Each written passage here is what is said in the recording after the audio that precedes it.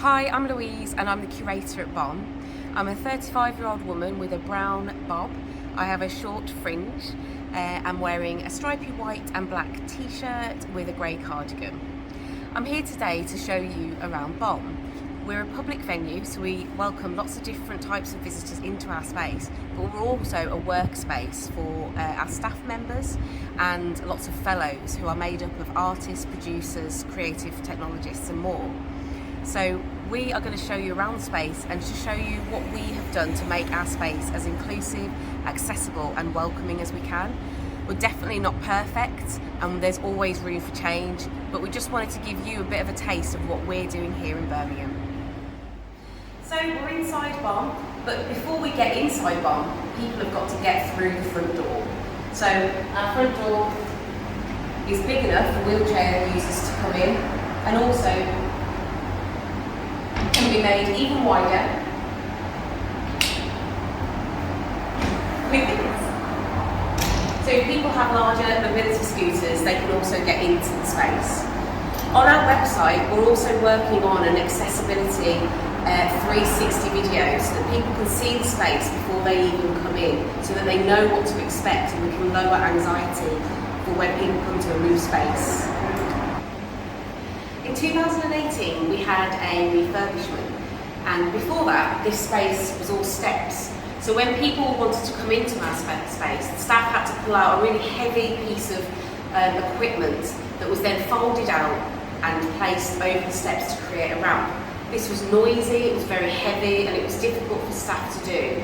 It was also quite embarrassing for the person who was trying to get in their wheelchair or their scooter, as it drew a lot of attention to them. So one of the things we really wanted to do was get a ramp, and this benefits everybody. So whether you're in a scooter, a wheelchair, or you're walking, it's a comfortable and easy way to get into the space.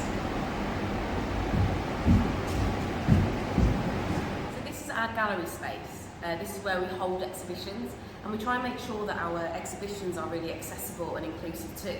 So this includes making sure that there are pathways between all of the artworks and installations that are wide enough to accommodate scooters or wheelchairs. It also includes using at least 16-point font within the exhibition text and labels, so if people are visually impaired, they can read all of the information. We also make sure that any screens or installations that we need to install are at a certain level, so that people in wheelchairs, who are on scooters, or our children can also see the content as well as anybody else. Yeah. Within our public cafe space, we've also made some adjustments too. And these are really to do with sensory issues and sounds. So we've got a quiet coffee machine that doesn't make the loud shushing noise that you might get with a steamer. And we also have quiet cups. So instead of having a cup that bangs on the table, we use these cork coasters. That means that becomes a quieter action. We also have soft bottoms on our chairs as well, so there's no scraping of chair legs. We also have this collapsible wheelchair, and this is because our lift was unable to be big enough to be able to fit in large mobility scooters. So if someone has got one of those scooters and they need to go up to our mezzanine floor or the basement, they can use this wheelchair, and it means that they still can have access to our exhibitions and our events. In 2018, we also had a lift installed.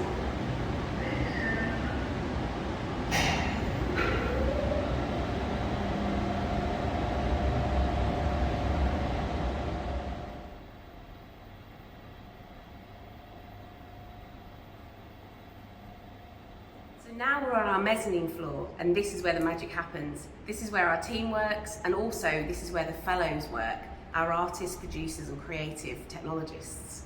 It's really important that these spaces are flexible, so that no matter what you're doing or who you are, you can find the right space for you to work.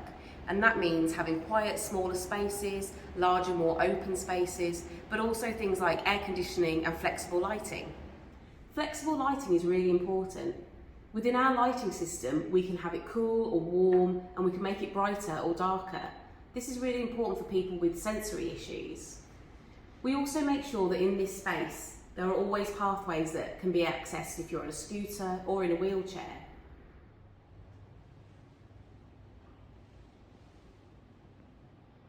Easy to read, simple and descriptive signage is really important for everybody.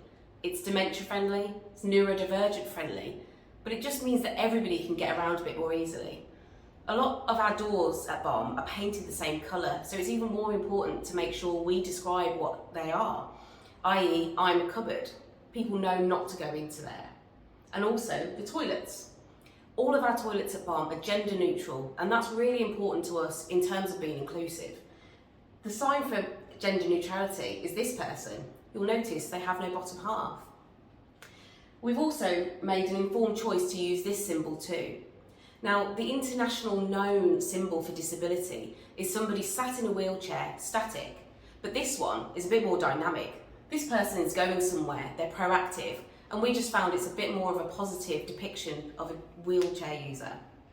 Now, I'm going to use the facilities and you can't come with me.